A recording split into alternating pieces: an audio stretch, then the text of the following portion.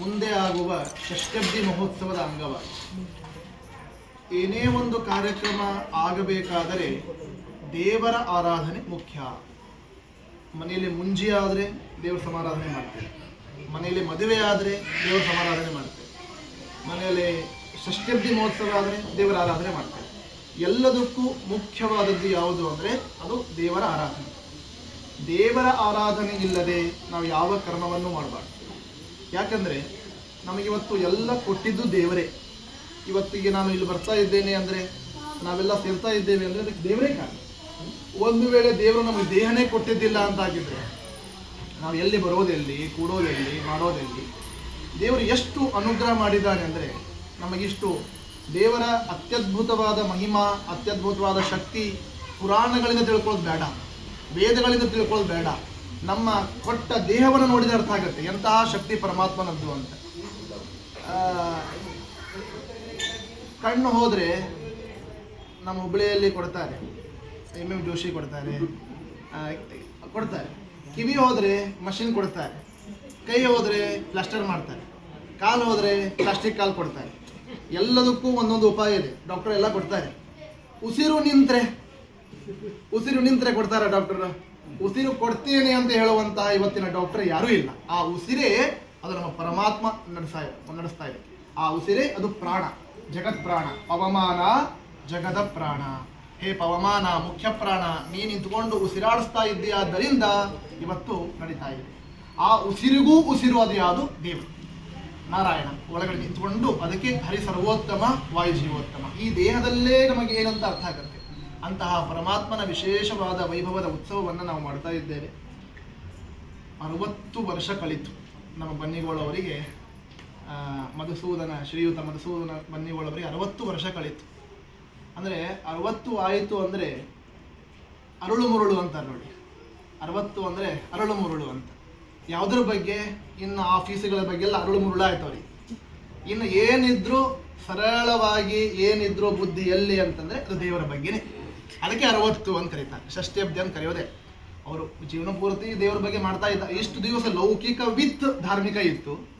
ಇನ್ಮೇಲೆ ಲೌಕಿಕ ಮುಗಿಸಿ ಕೇವಲ ಆಧ್ಯಾತ್ಮಿಕತೆಗೆ ಹತ್ತಿರ ಬರುವಂತಹ ಒಂದು ಸಂದರ್ಭ ಅದು ಷಷ್ಠಬ್ದಿ ಮಹೋತ್ಸವ. ಈ 60 ವರ್ಷದ ಸಂದರ್ಭದಲ್ಲಿ ಎಲ್ಲರೂ ಕೇಳುವಂತಹ ಅದ್ಭುತವಾದ ಕಥೆ ಮಾರ್ಕಂಡೇಯ ಚರಿತ್ರೆ. ನಮ್ಮ ಭಾಗವತದಲ್ಲಿ ಕೊನೆಯ ಕಥೆ, ಶ್ರೀಮದ್ ಭಾಗವತದಲ್ಲಿ ಕೊನೆಯ ಕಥೆ. ಆ ಕೊನೆಯ ಕಥೆಯನ್ನು ಹೇಳಿ ನಮ್ಮ ಸಮಾಪ್ತಿ ಮಾಡ್ತಾರೆ. ಇದೇ ಸಂದರ್ಭದಲ್ಲಿ ನಾನು ಕೂಡ ಆ ಮಾರ್ಕಂಡೇಯ ಕಥಾ ಪ್ರವಚನವನ್ನು ಮಾಡಿ ಕೃಷ್ಣಾರ್ಪಣ ಮಾಡ್ತೇನೆ. ಇವತ್ತಿಗೆ ಚೈತ್ರ ಮಾಸ ಆರಂಭ ಆಗಿದೆ. ಇವತ್ತಿಗಲ್ಲ, ಯುಗಾದಿಗೆ ಆರಂಭ ಆಗಿದೆ ಚೈತ್ರ ಮಾಸ, ವಸಂತ ಮಾಸ. ವಸಂತ ಮಾಸದಲ್ಲಿ ಬ್ರಾಹ್ಮಣರು ಮನೆಗೆ ಬರಬೇಕು ಅಂತ ಇದೆ.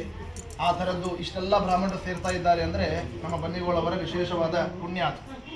ಅಂತಹ ವಸಂತ ಮಾಸದಲ್ಲಿ, ಚೈತ್ರ ಮಾಸದಲ್ಲಿ ಎಲ್ಲರ ತಲೆಯಲ್ಲೂ ಏನಂತಂದರೆ ಚಲೋ ಮಾವಿನ ಹಣ್ಣು ಮನೆಗೆ ಬರಬೇಕು, ಶೇಖರಣೆ ಮಾಡಬೇಕು, ಪುರಿ ಶೇಖರಣೆ ತಿನ್ನಬೇಕು.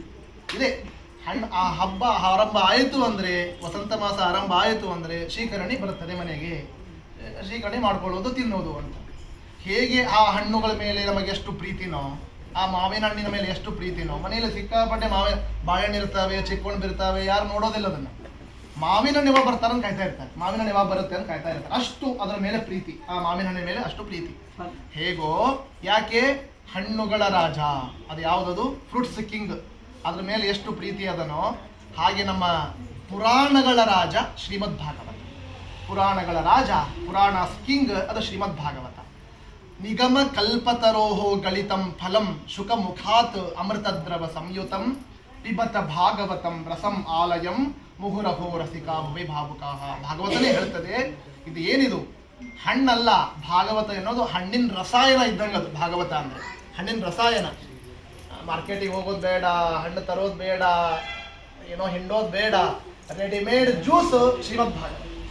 ರೆಡಿಮೇಡ್ ಜ್ಯೂಸ್ ನೀವು ಕುಡಿಯೋದಷ್ಟೇ ನಿಮ್ಮ ಕೆಲಸ. ಏನು ಕುಡಿಯೋದು ಅಂದ್ಕೊಳ್ಳೆ ಭಾಗವತ್ ಪುಸ್ತಕ ಹರಿದು ಮಿಕ್ಸಿಗೆ ಹಾಕಿ ಕುಡಿಬಿಡೋದಲ್ಲ. ಅದು ಕಿವಿಯಿಂದ ಕುಡೀರಿ ಅಂತ. ಪಿಬತ ಭಾಗವತಂ. ಆ ಮಹಿಮಾಗಳನ್ನು ಬೇಕಾದ್ರೆ ನೋಡಿ. ಇವತ್ತೇನು ಮಂಡಿಗೆ ಮಾಡ್ತಾರೋ ಅಥವಾ ಬುಂದೆ ಉಂಡಿ ಮಾಡ್ತಾರೋ ಗೊತ್ತಿಲ್ಲ. ಬುಂದೆ ಉಂಡಿ ಮಾಡಿ ತಿಂದರೆ 2 ತಾಸು ಖುಷಿ, ಹೌದಾ? ಹಬ್ಬ ಸ್ವಲ್ಪ ಖುಷಿ. ಆದರೆ ಈ ಹಣ್ಣಿನ ರಸಾಯನ ಭಾಗವತ ಎಂಬ ರಸಾಯನ ಕುಡಿದು ಬಿಟ್ರೆ ಜನ್ಮ ಜನ್ಮಾಂತರದಲ್ಲೂ ಖುಷಿ. ಎಂಥ ಖುಷಿ. ಅಂತಹ ಶ್ರೀಮದ್ ಭಾಗವತ ಅದು ಕೂಡ ಒಂದು ಹಣ್ಣು ಗಿಡದಿಂದ ಬಿದ್ದಿದೆ. ಹೆಂಗ ಹಣ್ಣುಗಳು ಗಿಡದಿಂದ ಬೆಳಿತಾವಲ್ಲ, ಹಂಗ ಭಾಗವತ ಎಂಬ ಹಣ್ಣು ಗಿಡದಿಂದ ಬಿದ್ದಿದೆ. ಯಾವ ಗಿಡ? ನಿಗಮ ಕಲ್ಪತರೋಹೋ, ಕಲ್ಪ ವೃಕ್ಷ ಎಂಬ, ನಿಗಮ ಅಂದ್ರೆ ವೇದಗಳು, ವೇದಗಳೆಂಬ ಕಲ್ಪ ವೃಕ್ಷದಿಂದ ಬಿದ್ದಂತಹ ಹಣ್ಣು. ಯಾವುದೇ ಒಂದು ಹಣ್ಣು ಸ್ವೀಟ್ ಆಗಬೇಕಾದ್ರೆ, ಸಿಹಿತನ ಬರಬೇಕಾದ್ರೆ ಗಿಳಿ ಕಚ್ಚಿರ್ಬೇಕಂತೆ. ಇದು ಸೈನ್ಸ್ ಹೋಗ್ತದೆ ಇವತ್ತು. ಗಿಳಿ ಕಚ್ಚಿರ್ಬೇಕು, ಪ್ಯಾರೆಟ್ ಬಂದು ಕಚ್ಚಿರ್ಬೇಕು. ಯಾವಾಗ ಬಂದು ಕಾಯ್ತದ, ಕಾಯ್ಕೋ ಕೂತ್ರೆ ಬರಂಗಿಲ್ಲ. ಅದು ಯಾವಾಗೋ ಒಂದು ಟಕ್ ಬಂದು ಕೊಚ್ಚು ಹೋಗ್ಬಿಟ್ಟಿರ್ತದೆ. ಅದಕ್ಕೆ ಎಲ್ಲ ಹಣ್ಣುಗಳು ಅದು ಮುಟ್ಟಿದಾಗ ಮಾತ್ರ ಸಿಹಿತನ ಬರ್ತದೆ. ಹಾಗೆ ಈ ಭಾಗವತ ಎಂಬ ಹಣ್ಣನ್ನು ಯಾವ ಗಿಳಿ ಕಚ್ಚಿದೆ? ಶುಕಮುಖಾತ್ ಅಮೃತದ್ರವ ಸಂಯುತಂ. ಶುಕಾಚಾರ್ಯರೆಂಬ, ಶುಕ ಅನ್ನೋ ಶಬ್ದಕ್ಕೆ ಅರ್ಥ ಗಿಳಿ, ಪ್ಯಾರೆಟ್. ಶುಕಾಚಾರ್ಯರೆಂಬ ವೇದವ್ಯಾಸ ದೇವರ ಮಕ್ಕಳಾದ ಶುಕಾಚಾರ್ಯರೆಂಬ ಗಿಳಿ ಕಚ್ಚಿದ ಹಣ್ಣಿದು. ಕಚ್ಚಿದ ಹಣ್ಣೇನು? ಫಸ್ಟ್ ಸಿಕ್ಕಿದ್ದೇ ವೇದವ್ಯಾಸ ದೇವರ ಮುಖದಿಂದ ಆದ ಮೇಲೆ ತಕ್ಷಣ ಸಿಕ್ಕಿದ್ದೇ ಶುಕಾಚಾರ್ಯ.